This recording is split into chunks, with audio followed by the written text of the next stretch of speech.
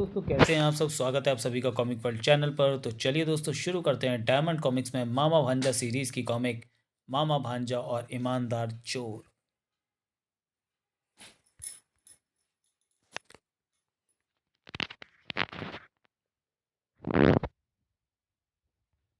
मामा भांजा और ईमानदार चोर। आज हम मामा जी से ऐसी पवित्र कहानियां सुनेंगे जो पहले पुस्तकों में आ चुकी हैं। हाँ, अब जो कहानियां सुनोगे गुरु ग्रंथ साहब और दूसरे धर्म ग्रंथों में से हैं। हाँ मामा, हमें ऐसी शिक्षाप्रद कहानियां सुनाइए। अच्छा बोलो, कहानी सुनने के लिए सब तैयार हैं? हाँ तैयार हैं। एक नगर में एक बुद्धिमान सेठ रहता था। सेठ के 4 पुत्र थे। उन सभी की शादी हो चुकी थी। चारों की पत्नियां सास ससुर की आज्ञा मानने वाली थीं। पूरे तन मन से उनकी सेवा करती। सेठ सेठानी दोनों की बड़े प्रसन्न थे। हमारी चारों बहुएं कितनी आज्ञा मानने वाली हैं। भगवान ऐसी बहुएं सभी को दे। जिंदगी का पता नहीं कब लुढ़क जाए। हमारे बाद पता नहीं ये बहुएं घर द्वार की देखभाल ठीक प्रकार से कर पाएं या नहीं। अपनी बहुओं की परीक्षा लेनी चाहिए। अपने सभी कुटुंबियों मित्र बांधवों को प्रीति भोज का निमंत्रण देकर बुलाया। अचानक सेठ जी ने किस खुशी में प्रीति भोज का आयोजन कर डाला। अपने कुटुंबियों को एक स्थान पर इकट्ठा करने में ही सबसे बड़ी खुशी है। सभी ने प्रीति भोज का आनंद लिया। बाद में सभी एक स्थान पर इकट्ठे हुए। सेठ जी ने सबके सामने अपनी पुत्र वधुओं को बुलाया। मेरे चारों बेटे अपनी पत्नी के साथ मेरे सामने आए, मैं उन्हें कुछ भेंट दूंगा। पता नहीं आज ससुर जी क्या भेंट देने वाले हैं। पहले ही हमें इतना मिल गया है कि आगे सोचा ही नहीं जाता। ससुर जी ने कोई बहुमूल्य वस्तु छिपा कर रखी होगी देने के लिए। सेवा फल से जो आशीर्वाद मिलता है उसके आगे मैं सभी भेंटों को तुच्छ समझती हूँ। ठीक है, तुम आशीर्वाद लेना। जो तुम्हें ससुर जी भेंट में दें वो हमें दे देना। बारी बारी से सभी बहुएं सेठ जी के सामने आईं और भेंट में उन्होंने 5-5 चावल के दाने दिए। चावल के दानों को संभाल कर रखना। मैं जब तुमसे मांगूँ तो मुझे वापस दे देना। चारों बहुएं चावल के दानों को लेकर चली गईं। देखने वाले दंग रह गए। उनमें से एक ने कहा, सेठ जी, आपने इतना बड़ा प्रीति भोज किया, भेंट में बहुओं को चावल दिए, दाने भी गिनकर 5-5। तुम्हारे इस सवाल का जवाब कुछ दिनों के बाद प्रीति भोज में दूंगा। प्रीति भोज में आए सभी आगंतुकों को अच्छी भेंट देने के बाद सेठ जी ने विदा किया। अगले निमंत्रण पर पधारिएगा। 5-5 चावल के दानों को लेकर पहली बहू अज्जिका ने विचार किया, यहाँ चावलों की क्या कमी है जो मैं इन 5 चावलों को संभाल कर रखूं। यह सोचकर उसने चावल यूं ही फेंक दिए। भोगवती नाम की दूसरी बहू ने सोचा, ये दाने पकाकर खा लेने चाहिए। अतः दूसरी बहू भोगवती ने ऐसे ही किया, चावल पकाकर खा लिए। तीसरी बहू रक्षिका ने मन में सोचा, ससुर जी पता नहीं इन चावलों के दानों को कब मांग लें, इसलिए मैंने कपड़े में बांध कर रख लूँ। चौथी बहू रोहिणी ने अपने हिस्से के 5 दानों और एक चिट्ठी लिखकर पिता के यहाँ खेत में बोने के लिए भेज दिए। 5 चावल के दानों को खेत में बो देना, चिट्ठी में लिखा था। 5 वर्ष के बाद सेठ जी ने पुनः प्रीति भोज का आयोजन किया। निमंत्रण पाकर मित्रों ने सोचा, 5 चावल के दानों का रहस्य इस बार खुलेगा। प्रीति भोज के बाद ससुर जी ने चारों बहुओं को बुलाया। पहली बहू से पूछा, बहू, मैंने तुम्हें 5 चावल के दाने दिए थे, आज मैं उन्हें वापस मांग रहा हूँ। मैंने वे दाने तो बेकार समझकर फेंक दिए, आप नए दाने ले लीजिए। बहू ने सकचाते हुए जवाब दिया। दूसरी बहू, तुमने तो चावल के दाने संभाल कर रखे होंगे, मैंने तो वे दाने पका कर खा लिए, आप कहें तो मैं नए चावल के दाने ला दूँ? नहीं बहू, तुम जाओ और तीसरी बहू रक्षिका को मेरे पास भेजो। लीजिए, मैंने आपके चावल के दाने आज तक सुरक्षित रखे हैं। चौथी बहू रोहिणी को बुलाओ। कहो, बहू तुम्हारे चावल के दाने कहाँ हैं, लाओ उन्हें वापस करो। वे भी शर्माती हुई सेठ जी के सामने आई। उन चावल के दानों को लाने के लिए तो ढेर सारी गाड़ियाँ चाहिए। 5 चावल के दानों के लिए गाड़ियाँ, क्या कह रही हो बहू?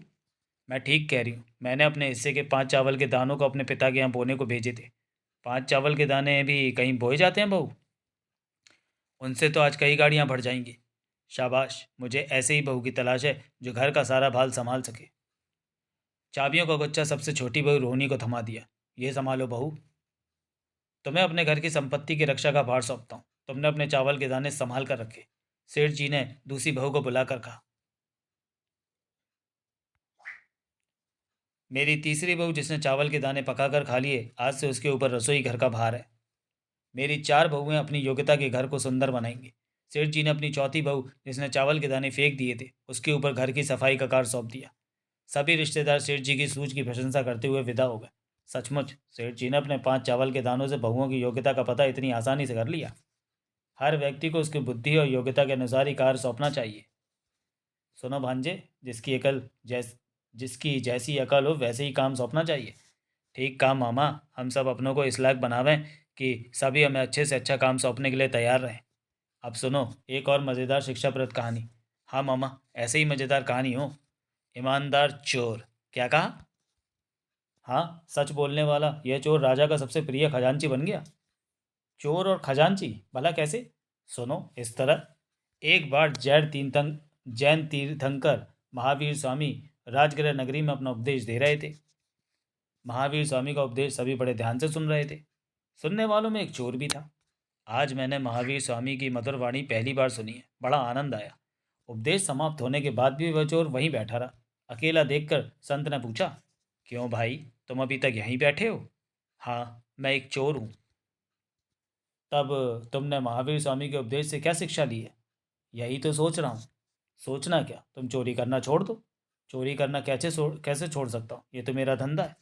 अच्छा, चोरी नहीं छोड़ सकते हो तो कोई और चीज़ छोड़ दो। हाँ, मैं कोई और चीज़ छोड़ सकता हूँ। तुम झूठ बोलना छोड़कर सच बोलना शुरू कर दो। हाँ, ये मैं कर सकता हूँ। अगले दिन चोर ने राजा के खजाने में चोरी करने का विचार किया। राजा के यहाँ चोरी करने के लिए पोशाक भी सेठ जैसी पहनकर घर से निकल पड़ा। राजा और मंत्री जी वेश बदल कर उधर आने के लिए सेठ की पोशाक में चोर को देखा। क्यों भाई, तुम कौन हो? मैं एक चोर हूँ। यह सुनकर राजा और मंत्री दोनों मुस्कुरा दिए। यह कोई भला आदमी लगता है। हाँ, यदि चोर होता तो इतनी हिम्मत न करता। चोर को पहरेदार ने टोका। कौन हो? मैं एक चोर हूँ। राज्य का अधिकारी होगा तो वेश बदल कर निकला है। चोर को भीतर जाने के लिए दरवाज़ा खोला। चोर ने अपनी नकली चाबियों से खजाना खोल दिया। खजाना खुलते ही चोर भौचक्का रह गया। बाप रे बाप, मगर मैं इतने खजाने का क्या करूँगा, मेरे लिए तो जवाहरातों के 2 डिब्बे ही काफ़ी हैं। चोर ने जेवरातों के 2 डिब्बे उठाए और खजाने का ताला बंद कर चल दिया। लौटते समय फिर उसकी भेंट राजा मंत्री से हो गई। तुम कौन हो भाई? मैंने तुम्हें पहले कह दिया था कि मैं चोर हूँ। कहाँ गए थे? राजा के खजाने में चोरी करने। कहाँ से? वहाँ से क्या चुरा कर लाए? जवाहरात के 2 डिब्बे। क्या मजाक कर रहा है? ठाका लगाते हुए दोनों आगे बढ़ गए। सवेरा होते ही हल्ला हो गया। राजा के खजाने में चोरी हो गई। क्या कहते हो? तुरंत मंत्री को बुलाया गया। जहाँ पना, रात जो हमें मिला था चोरी उसने ही की है। मगर वह चोर तो सच बोलने वाला था। सच बोलने पर ही तो वह बच निकला। हमें उसी चोर की तलाश करनी है। सच बोलने वाला चोर आपकी मुनादी सुनकर दरबार में हाजिर हो जाएगा। ठीक है, नगर भर में मुनादी करा दो। राजा को सच बोलने वाले चोर की तलाश है जिसे रात राजा के खजाने में चोरी की है। अब तो मुझे राज दरबार में हाजिर होना चाहिए। मैं ही आपके खजाने का चोर हूँ। आपकी मुनादी सुनकर तुरंत आ गया हूँ। राजा और मंत्री ने देखकर झट पहचान लिया। क्यों मंत्री, ये तो वही चोर है जिसने सच बोला। हाँ, सच बोलने वाला चोर यही है। मगर एक बात समझ में नहीं आई। चोर ने हमें 2 जवाहरात के डिब्बे दिखाए जबकि चोरी 4 डिब्बों की हुई है। मैंने सिर्फ 2 ही डिब्बे चुराए हैं। फिर 2 डिब्बे कहाँ गए? आखिरकार 2 डिब्बे किसके पास हैं? चोर झूठ नहीं बोल रहा। 2 और डिब्बे की तुरंत जांच पड़ताल की। पता लगा कि उन 2 डिब्बों को खजांची ने चुरा लिया था। मेरे से भूल हो गई अन्नदाता। चोरी तुमने की है तो सज़ा भी ज़रूर मिलेगी। राजा ने अपना फैसला लिख दिया। सच बोलने वाले चोर को खजांची पद दिया जाता है। और खजांची को चोर की जगह चोरी के अपराध में 3 साल की सज़ा दी जाती है। मेरे बच्चों का ख्याल कीजिए जापना। राजा सहित सभी दरबारी उठ गए। चोर को राज दरबार का खजांची बना दिया गया और खजांची हवालात में बंद था। चोर को सच बोलने का फल मिल गया। उसके परिवार में अब सभी सुखी थे। उसकी पत्नी ने एक दिन उससे कहा, यदि सच बोलने की आदत पहले से हो जाती तो हमारी खुशियाँ कब की वापस आ जाती। सुनो बच्चों, सच बोलने वाले की हमेशा जीत होती है। एक ना एक दिन सच बोलने वाले को पुरस्कार ज़रूर मिलता है। तभी तो कहा है, सच बराबर तप नहीं, झूठ बराबर पाप, जाके मन में सांच है ताकि मन मन में आप।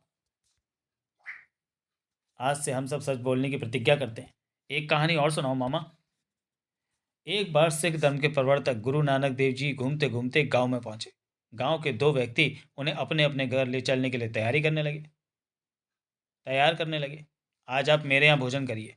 मेरे यहाँ चलकर भोजन करें तो बड़ी कृपा होगी आपकी। ठीक है, हम दोनों के घर भोजन करेंगे, मगर एक शर्त है। कैसी शर्त है गुरुदेव? रोटी मेहनत और ईमानदारी की होनी चाहिए। मैं हमेशा ईमानदारी और मेहनत की रोटी खाता हूँ। इसका पता तो रोटी के स्वाद से ही चलेगा। दोनों व्यक्तियों में से एक बढ़ई था और दूसरा गांव का जमींदार था। असल में मेहनत की रोटी तो मेरे पास है। मेरे खेतों में मजदूर मेहनत करते हैं, इसलिए मेरी रोटी मेहनत की है। आज हमारे यहाँ गुरु नानक देव आ रहे हैं, भोजन अच्छे से तैयार करना। रसोइये ने खूब मसालेदार सब्जियाँ, घी में तली पूड़ियाँ और भी मज़ेदार भोजन तैयार किया। वाह रे रसोइये, कैसी खुशबू है कि तबीयत खुश हो गई। पिस्ते की बर्फ़ी और किशमिश काजू की खीर अलग से बनाना। अजी देखते जाइए मैं क्या क्या बनाता हूँ। इसी बीच गुरुजी का शिष्य जमींदार के यहाँ पहुँचा। गुरु नानक ने कहा है कि भोजन उनके निवास स्थान पर ही ले आना। जैसा हुक्म, मैं खुद ही लेकर हाजिर हो जाऊंगा। जमींदार अपने स्वादिष्ट पकवानों के साथ और दूसरा बड़ी अपनी मक्का की सूखी रोटी नमक के साथ लेकर हाजिर हो गया। कैसा बढ़ई है जो मक्का की रोटी लेकर आया, घर में कुछ नहीं था तो मना कर देता। जमींदार तो तमाम तरह के पकवान बनवा कर लाया है। पता नहीं मेरे भोजन को गुरुदेव स्वीकार भी करेंगे। गुरुदेव के सामने दोनों के पकवान रख दिए गए। गुरुदेव ने आंखें बंद करके देखा। जमींदार के खाने में दिखाई दिया कि यह भोजन बिना मेहनत किए दूसरों पर अत्याचार करके कमाया गया है। बड़ई के खाने में दिखाई दिया कि वह भोजन दिन भर मजदूरी करने के बाद मेहनत की कमाई से बना है। आंखें खोलते ही गुरुजी ने बड़ई की मक्का की रोटी को खाना शुरू कर दिया। वाह वाह, क्या स्वाद है। ये क्या गुरुदेव, मेरे स्वादिष्ट पकवान के आगे आप मक्का की रोटी खा रहे हैं। तुम्हें याद होगा कि मैंने भोजन करने की एक शर्त रखी थी। क्या गुरुदेव? यही कि जिसके भोजन में ईमानदारी और मेहनत होगी मैं उसे ही स्वीकार करूंगा। तो क्या मक्का की रोटी बनाने में ज़्यादा मेहनत है या मेरे पकवानों में? जमींदार, तुम गलत समझे। मेहनत पकवानों को बनाने में नहीं, अपितु मेहनत से कमाई हुई रोटी की बात है। ये मैं कैसे मानूं कि इस बड़े की रोटी मेहनत की है? इतना कहते ही गुरु नानक देव ने दोनों की थालियों में से एक एक टुकड़ा उठाकर हाथों में दबाया। अरे ये कैसा जादू? मेरे टुकड़े में से खून टपका और बड़ई के टुकड़े में से दूध गिरने लगा। जादू नहीं, सच्चाई है। बड़ई की रोटी मेहनत और ईमानदारी की रोटी है, इसलिए दूध गिरने लगा। मगर मेरे टुकड़े में से खून कैसे टपका? हाँ, तुम्हारे टुकड़े से पता चलता है कि तुमने गरीबों का खून चूसा है, इसलिए खून टपका है। गुरुदेव, मुझे क्षमा कीजिए। आज से मुझे अपना शिष्य बना लीजिए। मुझे सही रास्ता दिखाइए। गरीबों की सेवा करो और मेहनत की रोटी कमाओ, तुम्हें सही रास्ता मिल जाएगा। भोजन कर चुकाने के बाद बड़ई ने हाथ धुलाए और चरण छुए। मुझे आशीर्वाद दीजिए कि हमेशा ईमानदारी और मेहनत ही मेरे साथ रहे। तुम्हारी इच्छा पूरी होगी। कहो भांजे, समझे? मेहनत और ईमानदारी की रोटी ही संत जन खाना पसंद करते हैं। हाँ मामा, नहीं तो जमींदार की रोटी की तरह खून टपकने लगेगा। शाबाश, मेरा प्यारा भंजा कहानियाँ भी बड़े चाव से सुनता है और कहानी की सीख भी समझता है। समाप्त।